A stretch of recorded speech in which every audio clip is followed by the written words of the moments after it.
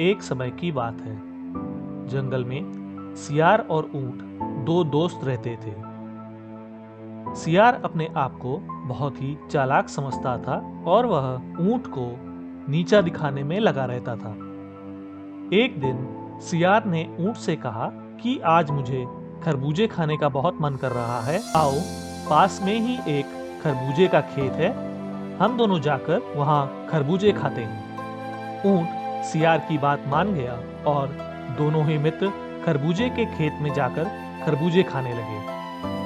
सियार ने जल्दी जल्दी खरबूजे खाकर अपना पेट भर लिया, लेकिन ऊंट अपनी लंबी गर्दन की वजह से अभी खरबूजे खा ही रहा था।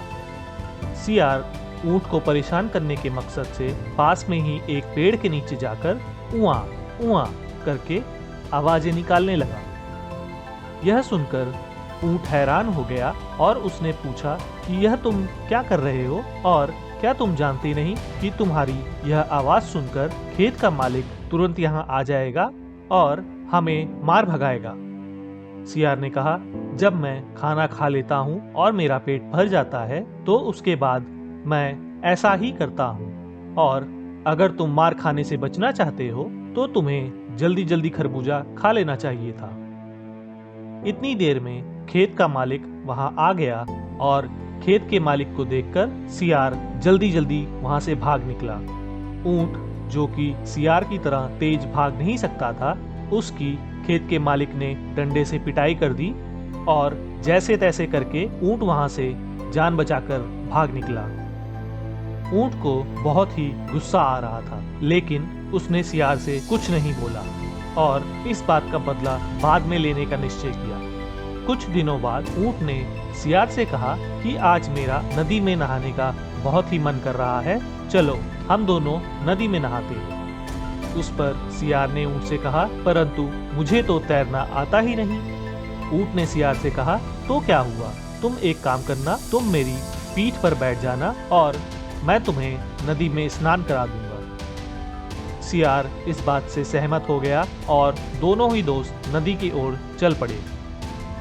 ऊंट ने सियार को अपनी पीठ पर बैठाया और अपने लंबे कदमों की मदद से नदी के गहरे हिस्से में चला गया। वहां जाकर ऊंट नदी में डुबकियां लगाने लगा। यह देखकर सियार के होश उड़ गए और उसने ऊंट से कहा कि अरे, तुम ये क्या कर रहे हो? तुम जितनी बार भी डुबकी लगाते हो मेरा पूरा शरीर पानी के नीचे चला जाता है और मुझे सांस लेने में दिक्कत होती है, और हम नदी में इतनी गहराई पर हैं कि मैं तो कहीं भाग भी नहीं सकता। इस पर ऊंट ने जवाब दिया कि जैसे जब तुम्हारा पेट भर जाता है तुम आवाजें करने लगते हो, वैसे ही मेरी भी एक आदत है। जैसे ही मैं पानी को देखता हूँ, बिना डुबकियां लगाए मुझसे रहा ही नहीं जाता है। यह कहकर ऊंट दोबारा से डुबकियां लगाने लगा और सियार जैसे तैसे करके ऊंट की पीठ पकड़कर बैठा रहा और अब उसे अपनी गलती का एहसास होने लगा। सियार को समझ आ चुका था कि ऊंट उससे पुराने सभी दिनों का बदला ले रहा है और सियार ऊंट से माफी मांगने लगा।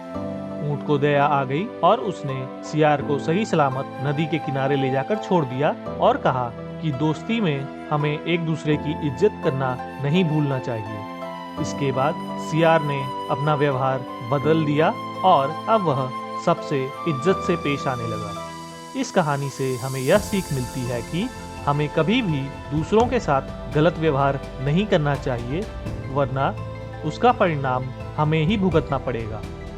आशा करता हूँ कि इस कहानी से आपको भी सीख मिली होगी और उस सीख को आप अपने जीवन में भी लागू करेंगे।